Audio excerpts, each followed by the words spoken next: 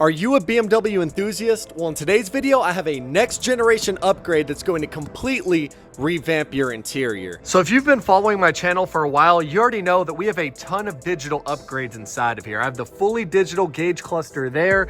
I have a fully digital touchscreen key fob as well. But now what we're going to do is basically be installing a screen into the air vent. And this kit here is actually from P3 Gauges. They're extremely well known all around the world, and I'll have a link down below where you can check them out. But it's basically a screen that displays vital information such as coolant temperatures, battery voltage, etc., all right here inside of the air vent. And this is extremely convenient because let's say you have an E90 and not the E92, then you already know that the gauges don't actually display oil temps, and neither of them actually displays coolant temps. So the ability to have all your car's vital information right there on the side of your air vent is extremely useful. And so now with our digital gauge cluster, we already have some vital information here in the center, such as our oil temps, coolant temps, battery voltage, etc. But if you don't have one of these digital clusters or you want a more OEM look, this is actually going to install right here in the side of the air vent. And from a driver's perspective, it's extremely convenient to be able to drive the car and then simply glance down at the air vent and read key vital information such as the voltage, the coolant temperatures, and stuff like that. Sweet, guys. So let's go ahead and grab the packaging and then we'll open this up. And moment of truth, guys. I've been wanting to do this upgrade for the longest time.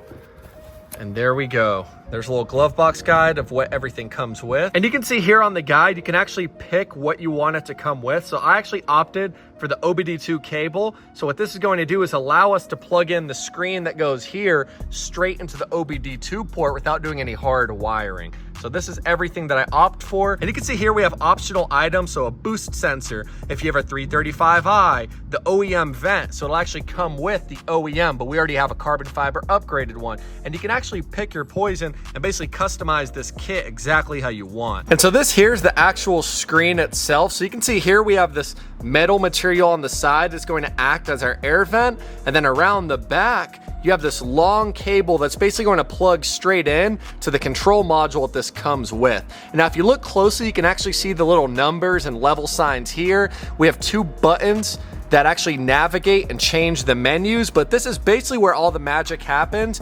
And this unit here basically installs into the air vent itself, and it basically gives us a second screen just like this. And so now I actually opted for the OBD2 cable that's going to plug straight into the vehicle. And I highly recommend you guys get this at checkout because it gives you the OBD2 port plug here that allows you to tap straight into the car without doing any wiring or anything of the sort. And then here you can see we have a port here where the screen's going to plug in, and then on the back side, this is actually what's going to plug into the OBD2 port itself. But now the first thing we'll need to do before we install the control box, the screen, or anything is actually start by removing the AC vent right here. And this AC vent's super simple to remove. All you'll need is a plastic pry tool just like this.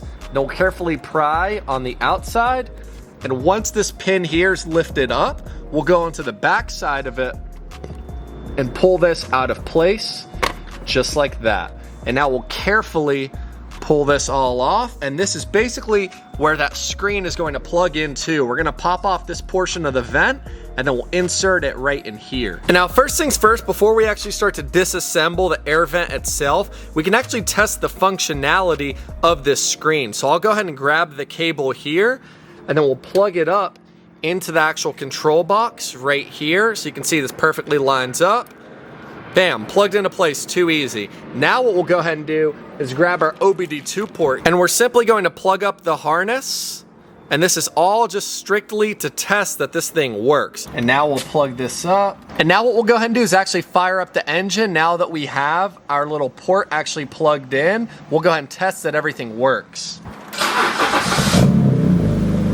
And now that we made sure the screen actually functions, we actually have a QR code that we can scan for the full configuration of the screen. But the main thing I wanted to test is that the actual screen is lighting up, there's no issues, and it's not defective. So this is fine because I can actually configure all of this later using this QR code. So let's go ahead, unplug this, and I'll start with the actual routing process of all the wiring. All right, so let's go ahead and unplug the OBD2 port. And now using our mobile phone, we'll go ahead and grab the actual PDF guide that we have.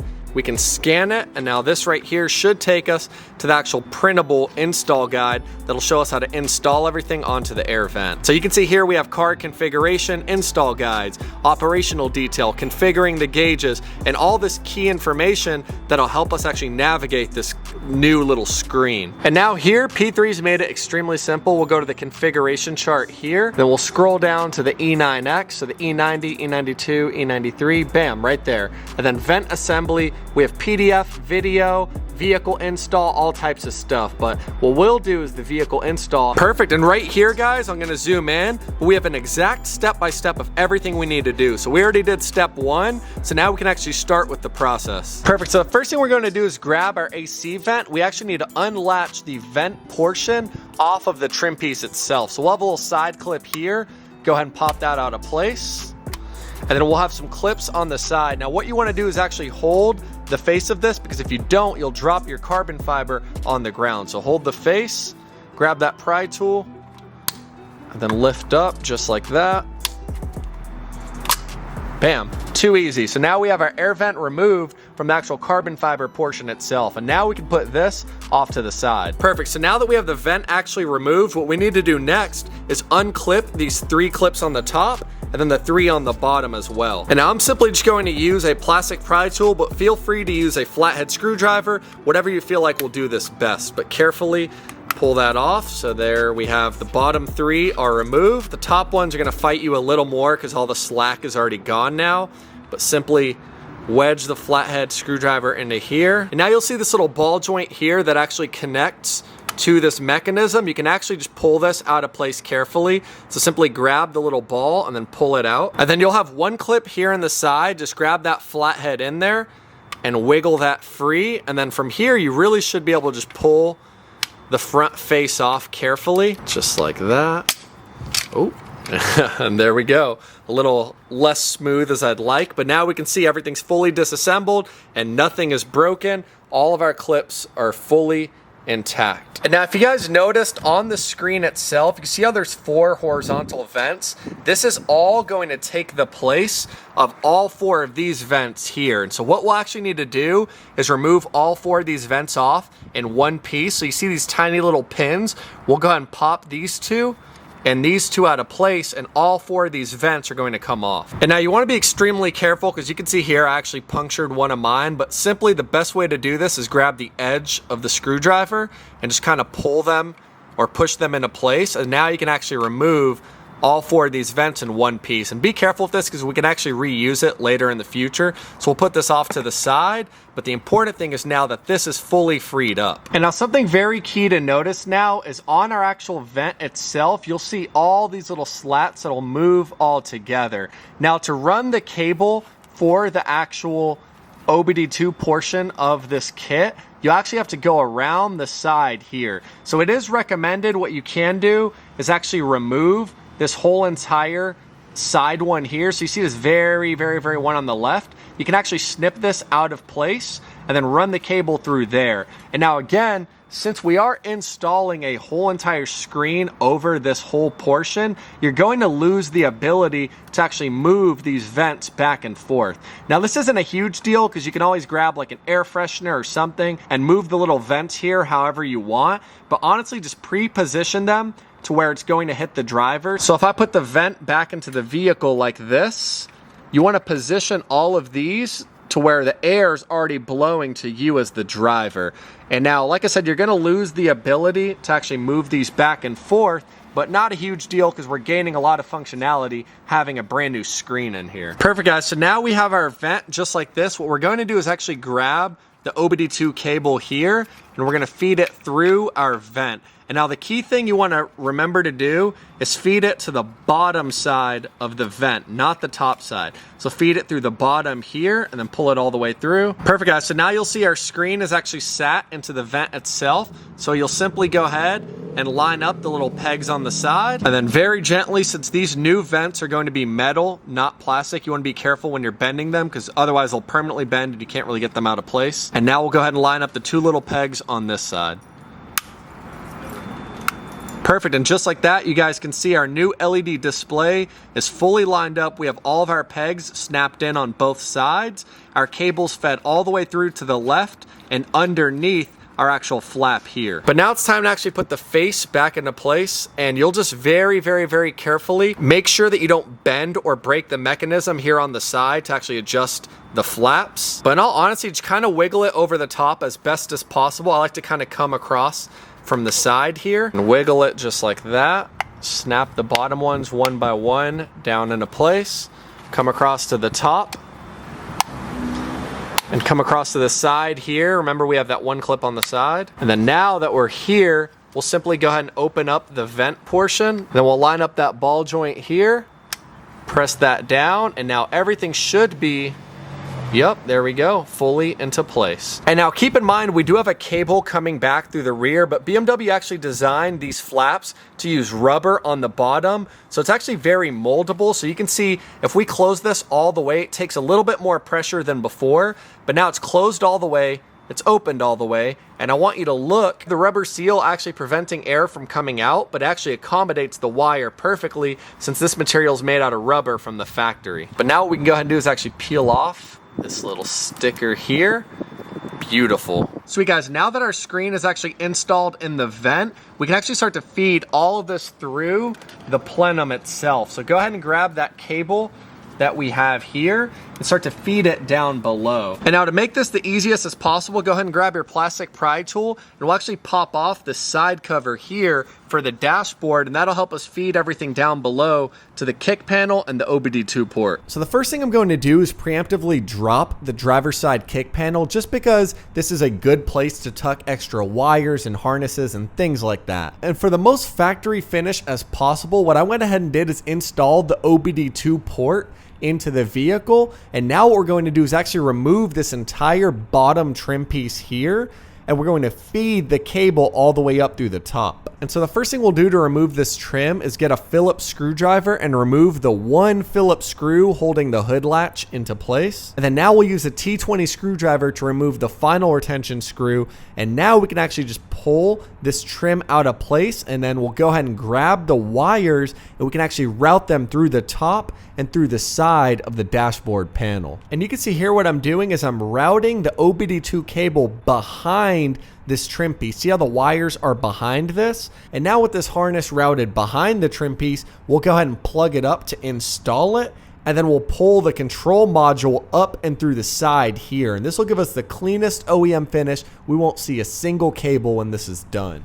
And now what we can do, since the control module is already pulled up and through, is we can plug in the P3 gauge screen to the control module itself, since it's all going to be tucked away in a minute. And now with the screen wired in, there's actually a perfect little cubby for this P3 box right here along the side. It literally is a perfect fit and will not interfere with the airflow at all. But now we can go ahead and install the vent piece back into place. But now that we went ahead and fed our cable all the way through, let's go ahead and snap on our carbon fiber trim so we can actually fully start to secure our new P3 gauge to the vehicle. Just go ahead and line up all the retention clips and snap them down firmly. And now what we can do is start to feed all of the cables into the side dashboard here. So just feed everything back and release all the slack, because this is all going to be tucked away in a sec. And then we'll go ahead and line up the air vent to make sure that there's nothing that's going to get in the way of its fitment. And now we can go ahead and tuck off all these cables to the side here. And then we'll snap that down here in one moment. But the final thing we need to do is fully route all the OBD2 wires along the side. So we'll go ahead and re-tuck in our bottom trim piece. We'll go ahead and overlap it back underneath.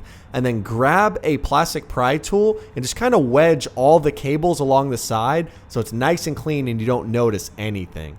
And now that all the wires are kind of hidden out of place, we'll go ahead and fully snap down on the side of this dashboard panel. And just like that, you can see that all of our wires are completely hidden and our new P3 gauge is installed to factory spec. The final thing we'll need to do is lift the kick panel back up, because it turns out I actually didn't need to tuck anything behind the kick panel. And then we'll re-tighten that T20 screw down as well. And so now we'll go ahead and tighten the hood latch back into place with that Phillips screw. And beautiful, everything's completely installed and it looks factory spec. You can't see any wires showing at all. I call that a huge success. But now let's go ahead and get into actually using the P3 gauge. And guys, I just cannot get over how beautiful this new P3 gauge looks. It's the perfect blend of analog and digital. It keeps the same amber color that BMW is known to use in their interior, but still gives you a nice digital spruce up from the regular factory analog gauges. It's honestly the perfect OEM Plus upgrade in my opinion, and it just looks so seamless here in the air vent.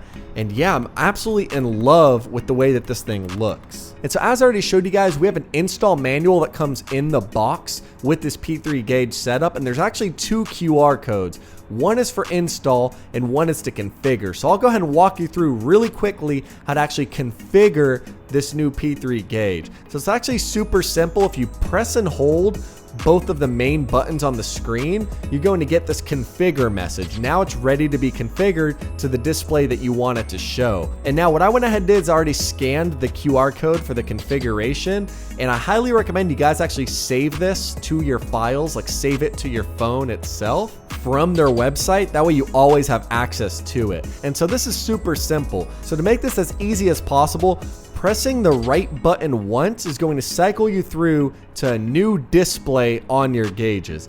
Pressing the left button once is going to cycle you through the same exact display, but different settings within it. So if I keep pressing the right button till, let's see here, degree.Fahrenheit, that's what this stands for.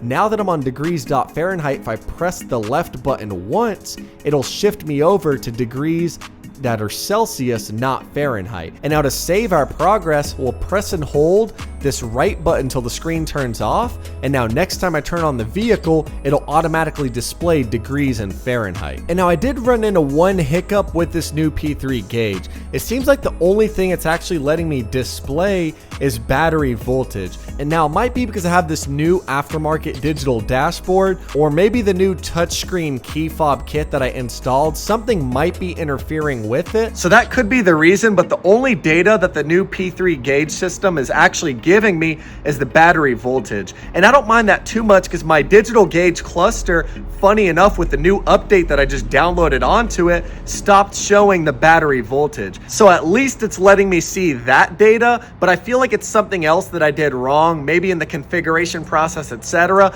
Whatever it is, I'll have an update for y'all next week. I went ahead and already shot P3 an email, and they're pretty good about responding, so hopefully we have some data that'll fix this issue. But overall, this new gauge system allows you to do so much. You can do 0 to 60 time lapses, check your coolant temps, your battery voltage, boost data, all of these other vital data points that enthusiasts always want to see. So hopefully we have an answer, but for now, all I can view is my battery voltage.